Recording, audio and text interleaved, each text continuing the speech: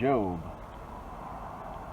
There was a man in the land of Uz whose name was Job, and that man was blameless and upright, one who feared God and turned away from evil. There were born to him 7 sons and 3 daughters. He possessed 7,000 sheep, 3,000 camels, 500 yoke of oxen, and 500 female donkeys, and very many servants, so that this man was the greatest of all the people of the east. His sons used to go and hold a feast in the house of each one on his day, and they would send an invite to their 3 sisters to eat and drink with them. And when the days of the feast had run their course, Job would send and consecrate them, and he would rise early in the morning and offer burnt offerings according to the number of them all. For Job said, "It may be that my children have sinned, and cursed God in their hearts." Thus Job did continually. Now there was a day when the sons of God came to present themselves before the Lord, and Satan also came among them. The Lord said to Satan, "From where have you come?" Satan answered the Lord and said, "From going to and fro on the earth, and from walking up and down on it." And the Lord said to Satan, "Have you considered my servant Job, that there is none like him on the earth, a blameless and upright man, who fears God and turns away from evil?" Then Satan answered the Lord and said, "Does Job fear God for no reason? Have you not put a hedge around him? Have you not put a hedge around him and his house and all that he has, on every side? You have blessed the work of his hands, and his possessions have increased in the land. But stretch out your hand and touch all that he has, and he will curse you to your face." And the Lord said to Satan, "Behold, all that he has is in your hand. Only against him do not stretch out your hand." So Satan went out from the presence of the Lord. Now there was a day when his sons and daughters were eating and drinking wine in their oldest brother's house. And there came a messenger to Job and said, The oxen were plowing and the donkeys feeding beside them, and the Sabaeans fell upon them and took them and struck down the servants with the edge of the sword, and I alone have escaped to tell you." While he was yet speaking, there came another and said, "The fire of God fell from heaven and burned up the sheep and the servants and consumed them, and I alone have escaped to tell you." While he was yet speaking, there came another and said, "The Chaldeans formed 3 groups and made a raid on the camels and took them and struck down the servants with the edge of the sword, and I alone have escaped to tell you." While he was yet speaking, there came another and said, Your sons and daughters were eating and drinking wine in their oldest brother's house, and behold, a great wind came across the wilderness and struck the 4 corners of the house, and it fell upon the young people, and they are dead, and I alone have escaped to tell you." Then Job arose and tore his robe and shaved his head and fell on the ground and worshipped. And he said, "Naked I came from my mother's womb, and naked shall I return. The Lord gave, and the Lord has taken away. Blessed be the name of the Lord." In all this Job did not sin or charge God with wrong. Again there was a day when the sons of God came to present themselves before the Lord, and Satan also came among them to present himself before the Lord. And the Lord said to Satan, "From where have you come?" Satan answered the Lord and said, "From going to and fro on the earth, and from walking up and down on it." And the Lord said to Satan, "Have you considered my servant Job, that there is none like him on the earth, a blameless and upright man, who fears God and turns away from evil?" He still holds fast his integrity, although you incited me against him to destroy him without reason. Then Satan answered the Lord and said, Skin for skin, all that a man has he will give for his life. But stretch out your hand and touch his bone and his flesh, and he will curse you to your face. And the Lord said to Satan, Behold, he is in your hand, only spare his life. So Satan went out from the presence of the Lord and struck Job with loathsome sores from the sole of his foot to the crown of his head. And he took a piece of broken pottery with which to scrape himself while he sat in the ashes. Then his wife said to him, Do you still hold fast your integrity?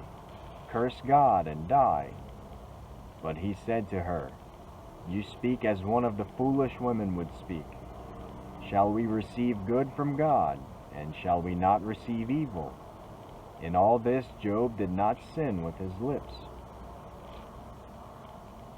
Now when Job's 3 friends heard of all this evil that had come upon him, they came each from his own place, Eliphaz the Temanite, Bildad the Shuhite, and Zophar the Naamathite. They made an appointment together to come to show him sympathy and comfort him. And when they saw him from a distance, they did not recognize him. And they raised their voices and wept, and they tore their robes and sprinkled dust on their heads toward heaven. And they sat with him on the ground 7 days and 7 nights, and no one spoke a word to him, for they saw that his suffering was very great. After this, Job opened his mouth and cursed the day of his birth. And Job said, Let the day perish on which I was born, and the night that said, A man is conceived. Let that day be darkness. May God above not seek it, nor light shine upon it. Let gloom and deep darkness claim it. Let clouds dwell upon it. Let the blackness of the day terrify it. That night, let thick darkness seize it. Let it not rejoice among the days of the year. Let it not come into the number of the months. Behold, let that night be barren. Let no joyful cry enter it. Let those curse it who curse the day, who are ready to rouse up Leviathan. Let the stars of its dawn be dark. Let it hope for light, but have none, nor see the eyelids of the morning, because it did not shut the doors of my mother's womb, nor hide trouble from my eyes. Why did I not die at birth, come out from the womb and expire? Why did the knees receive me, or why the breasts, that I should nurse? For then I would have lain down and been quiet. I would have slept. Then I would have been at rest, with kings and counselors of the earth who rebuilt ruins for themselves, or with princes who had gold, who filled their houses with silver. Or why was I not as a hidden stillborn child, as infants who never see the light?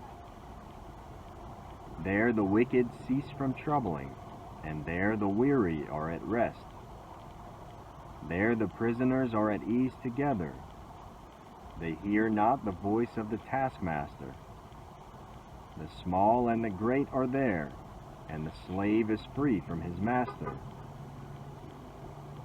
Why is light given to him who is in misery, and life to the bitter in soul, who long for death, but it comes not, and dig for it more than for hidden treasures, who rejoice exceedingly and are glad when they find the grave? Why is light given to a man whose way is hidden, whom God has hedged in? For my sighing comes instead of my bread, and my groanings are poured out like water. For the thing that I fear comes upon me, and what I dread befalls me. I am not at ease, nor am I quiet. I have no rest, but trouble comes. Then Eliphaz the Temanite answered and said, If one ventures a word with you, will you be impatient? Yet who can keep from speaking? Behold, you have instructed many, and you have strengthened the weak hands. Your words have upheld him who was stumbling, and you have made firm the feeble knees. But now it has come to you, and you are impatient. It touches you, and you are dismayed. Is not your fear of God your confidence, and the integrity of your ways your hope? Remember, who that was innocent ever perished? Or where were the upright cut off? As I have seen, those who plow iniquity and sow trouble reap the same. By the breath of God they perish, and by the blast of his anger they are consumed. The roar of the lion, the voice of the fierce lion, the teeth of the young lions are broken. The strong lion perishes for lack of prey, and the cubs of the lioness are scattered. Now a word was brought to me stealthily, my ear received the whisper of it. Amid thoughts from visions of the night, when deep sleep falls on men, dread came upon me, and trembling, which made all my bones shake. A spirit glided past my face, the hair of my flesh stood up. It stood still, but I could not discern its appearance. A form was before my eyes, there was silence, then I heard a voice. Can mortal man be in the right before God? Can a man be pure before his Maker? Even in his servants he puts no trust, and his angels he charges with error. How much more those who dwell in houses of clay, whose foundation is in the dust, who are crushed like the moth. Between morning and evening they are beaten to pieces. They perish forever without anyone regarding it. Is not their 10th cord plucked up within them? Do they not die, and that without wisdom? Call now, is there anyone who will answer you? To which of the holy ones will you turn? Surely vexation kills the fool, and jealousy slays the simple. I have seen the fool taking root, but suddenly I cursed his dwelling. His children are far from safety, they are crushed in the gate, and there is no one to deliver them. The hungry eat his harvest, and he takes it even out of thorns, and the thirsty pant after his wealth. For affliction does not come from the dust, nor does trouble sprout from the ground, but man is born to trouble as the sparks fly upward. As for me, I would seek God, and to God would I commit my cause, who does great things and unsearchable, marvelous things without number.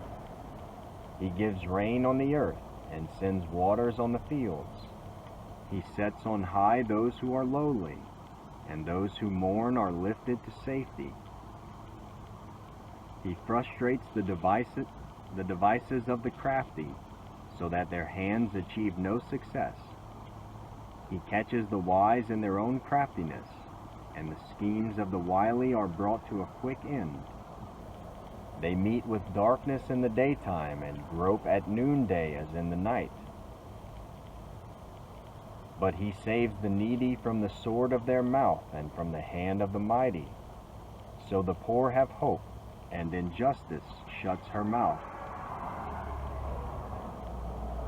Behold, blessed is the one whom God reproves. Therefore despise not the discipline of the Almighty. For he wounds, but he binds up. He shatters, but his hands heal. He will deliver you from 6 troubles. In 7 no evil shall touch you. In famine he will redeem you from death, and in war from the power of the sword. You shall be hidden from the lash of the tongue, and shall not fear destruction when it comes. At destruction and famine you shall laugh, and shall not fear the beasts of the earth. For you shall be in league with the stones of the field, and the beasts of the field shall be at peace with you. You shall know that your tent is at peace, and you shall inspect your fold and miss nothing. You shall know also that your offspring shall be many, and your descendants as the grass of the earth. You shall come to your grave in ripe old age, like a sheaf gathered up in its season. Behold, this we have searched out. It is true. Hear and know it for your good.